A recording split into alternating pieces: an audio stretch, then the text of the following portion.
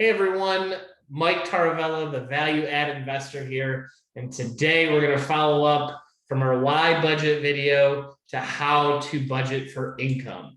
It can be overwhelming if you're not a data person, hate numbers, hate spreadsheets, but we're going to really break it down very simple so that you can understand and navigate budgets and ask really good questions, whether you're being active on a deal or passive on a deal, to better prepare you for the future. So everyone's favorite line item when it comes to the income statement is rental income. And there's three big factors when looking at budgets for rental income. First things first, you got physical occupancy. So when looking at physical occupancy, if you have past performance, you can leverage that.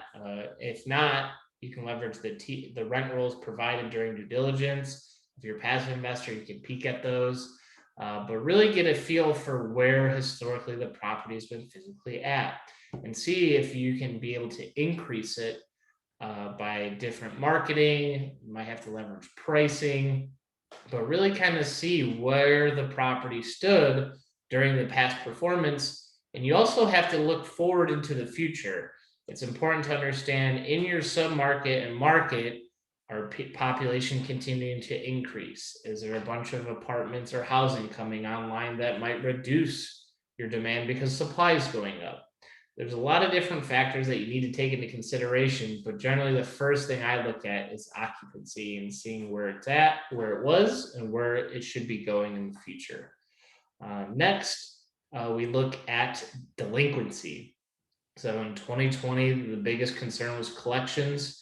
If you're currently looking at it, if you have a deal historically, you can leverage your past due balances and see how many residents weren't paying on a monthly basis and leverage that moving forward in your budgets. If you're looking at this is your first acquisition and you're really looking at it, I would see your 30, 60-day, and 90-day collections report and see how many on average residents were not paying. Because it's great that you could have 100% occupied, but if only 50% are paying, we're in a ton of trouble. So just see on average how many residents are not paying on a monthly basis, because this is huge. Because can you pay your mortgage? Can you execute your business plan still, if anything vastly changes?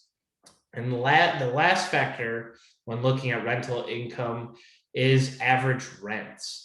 So when looking at average rents, we look historically at the past, but we want to compare and see in the future where do we lie in our competition? Is there a ton of them? Are we the market leader? Are we bottom of the pack and we have room to grow? So it's really making sure that you can understand where you are in your market and sub-market to understand where things are going, to see how much room you have to bump up rents. And I think another factor that takes into it is you can't January 1st just assume all rents go up. So it's really looking at how many units are turning and when leases end to allocate that rental increase.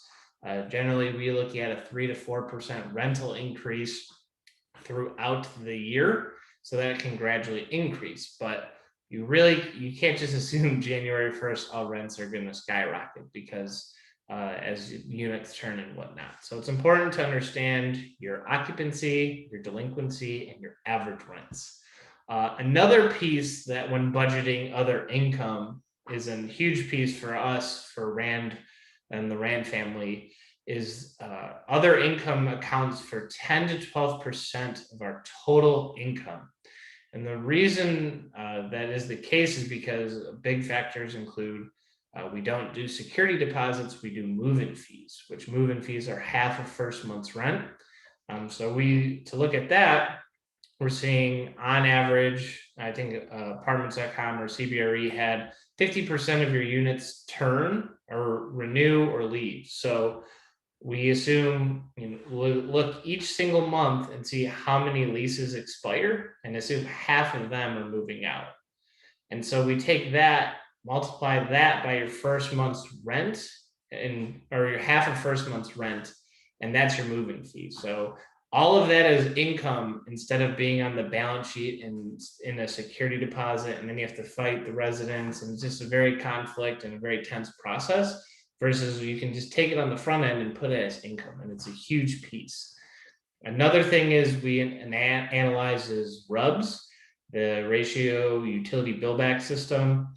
This is just if you have master one water bill and allocate, you can allocate a charge to your residents for using the water and make sure you're getting recouped on those. Be careful on your sub-market and making sure you don't overcharge because it's illegal. But accounting for this and creating income for that is a huge piece because think of your utility bill. You went from paying for all of it to recouping a lot of it, anywhere from 50 to 75%. So that's a great way to increase income. Pet fees is another round that we've seen. I live at one of our properties, and I say I've met more dogs than people here. So pet fees could be a one-time charge, or there's pet rent per month. So it's just making sure that you're following your sub-market or even being a leader when it comes to that, so you can properly account and not lose income. And lastly, other fees. So this is the negative fees, your late fees, unit damage fees, and legal fees that you might have to get back from charging the resident for evictions. Generally, we've been around $200 per unit when it comes to these charges. When acquiring a property, we see a lot of heavy fees when it comes to late payments. We generally don't look to account for even more of those because we want to get in residents who pay a timely, who care about the community and want to live here forever. And so when you see these high turnover, really high late fees, it's alarming. So we generally, try our best to reduce those other fees so that we can get higher move-in fees and RUBS and account for those. So in conclusion, just want to wrap this up. The biggest thing for income is making sure you have rent and other income. So when you're looking at your rent, you're making sure your occupancy, your delinquency, and your rents are being calculated. So those are 3 key numbers to break down. And then when you're looking at your other income, we in our markets in East Tennessee and Kentucky generally are charging accounting for 10 to 12% of our other income. So this could be a huge revenue booster for your business plan.